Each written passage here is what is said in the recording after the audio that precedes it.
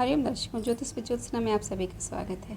भाव परिचय श्रृंखला में आज हम बात करेंगे कुंडली के केंद्र भावों की। जो कुंडली के केंद्र भाव होते हैं उन्हें विष्णु स्थान भी कहते हैं और ये होते हैं प्रथम भाव, चतुर्थ भाव, सप्तम भाव व दशम भाव। कहने का तात्पर्य है फर्स्ट, फोर्थ, सेवन्थ, टेंथ, 1, 4, 7, 10 जो ये भाव होते हैं ये केंद्र स्थान कहे जाते हैं और इन केंद्र स्थानों को विष्णु स्थान भी कहा जाता है। इन केंद्र भावों का संबंध यदि कुंडली के त्रिकोण स्थानों से, जो कि पंचम और नवम होते हैं, उससे बनता है तो ये बहुत अच्छा राजयोग बनता है। कुंडली के केंद्र स्थान विष्णु स्थान कहे जाते हैं और त्रिकोण स्थान लक्ष्मी स्थान करे जाते हैं। तो जैसे विष्णु और लक्ष्मी का संयोग होता है, वे पति पत्नी हैं, दोनों लोग मिलकर जगत का पालन पोषण का कार्य करते हैं। ठीक उसी प्रकार जब कुंडली के केंद्र स्थानों का और त्रिकोण स्थानों का संबंध बनता है तो बहुत ही सुंदर राजयोग का निर्माण होता है। केंद्र भाव व्यक्ति के जीवन में बहुत ही महत्वपूर्ण भूमिका निभाते हैं। देखिए, प्रथम भाव जो होता है वो व्यक्ति को रिप्रेजेंट करता है। जातक का स्वभाव, जातक की टेंडेंसी कैसी होगी, ये प्रथम भाव से पता चलता है। चतुर्थ भाव सुख को दर्शाता है। जातक के जीवन में किसी भी प्रकार का जो सुख होगा वो चतुर्थ भाव से देखा जाता है। सप्तम भाव की जब हम बात करते हैं तो सप्तम भाव से जीवन साथी के बारे में जानकारी मिलती है और इसके साथ साथ जो आपके बिजनेस पार्टनर होते हैं उनकी स्टडी करने के लिए भी सप्तम भाव का अध्ययन किया जाता है। और उसके बाद आया दसम भाव। दसम भाव कर्म स्थान है, कर्म क्षेत्र है। आपके जीवन के जितने भी प्रकार के कर्म होते हैं वो दसम भाव से संचालित होते हैं। किसी भी चार्ट में वो चार्ट किसी भी लग्न से बना हो, मेष लग्न, वृष लग्न, मिथुन लग्न, किसी भी राशि से स्टार्ट हो, कोई भी किसी भी लग्न की कुंडली हो, उसके जो केंद्र स्थान होते हैं वो जातक को बहुत ही संबल और मजबूती प्रदान करते हैं।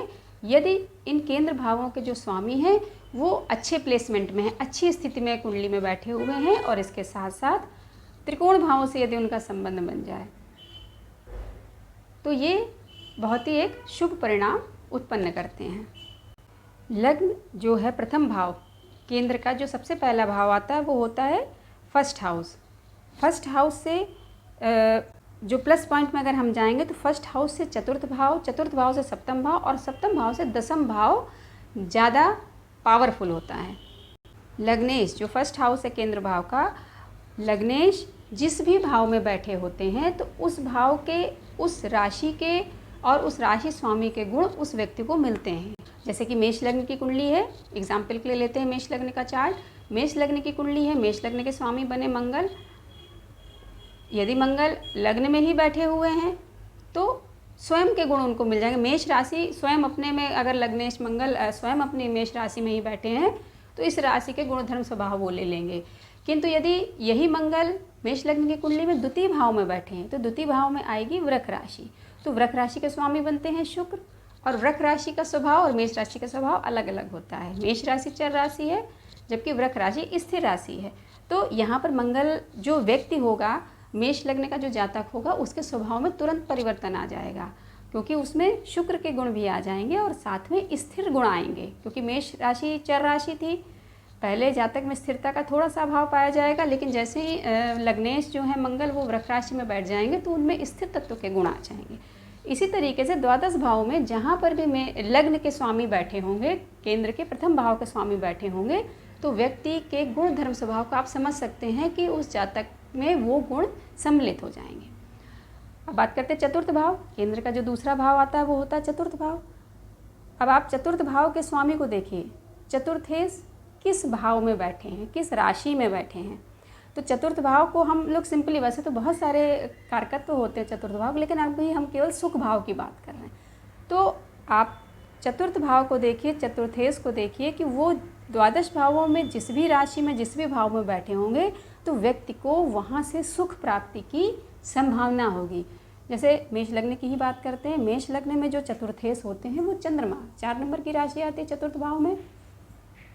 और अब चंद्रमा देखिए कि द्वादश भावों में किस भाव में, मान लीजिए पंचम भाव में बैठे हुए हैं चंद्रमा, तो पंचम भाव यहाँ पर बहुत अच्छा त्रिकोण और केंद्र का संबंध बन जाएगा।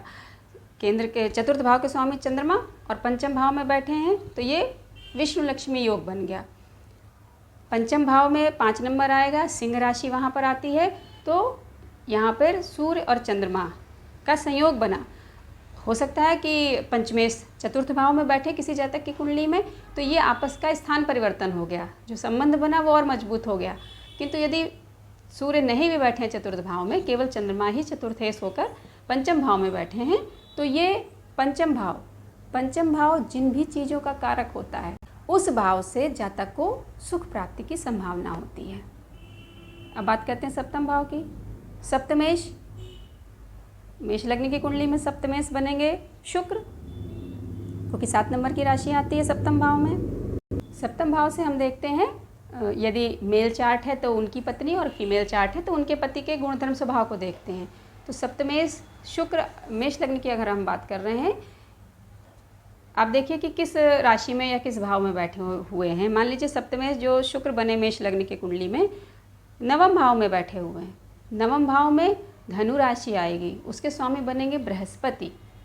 तो व्यक्ति की पत्नी या पति में बृहस्पति के गुणों का समावेश हो जाएगा। इस तरीके से आप फलित में इसका सहयोग ले सकते हैं। दसम भाव की बात करते हैं। ऐसे ही दशमेश कर्म के स्वामी बने मेष लग्न की कुंडली में, जो दशम स्थान होगा वो शनि की राशि आएगी, मकर राशि।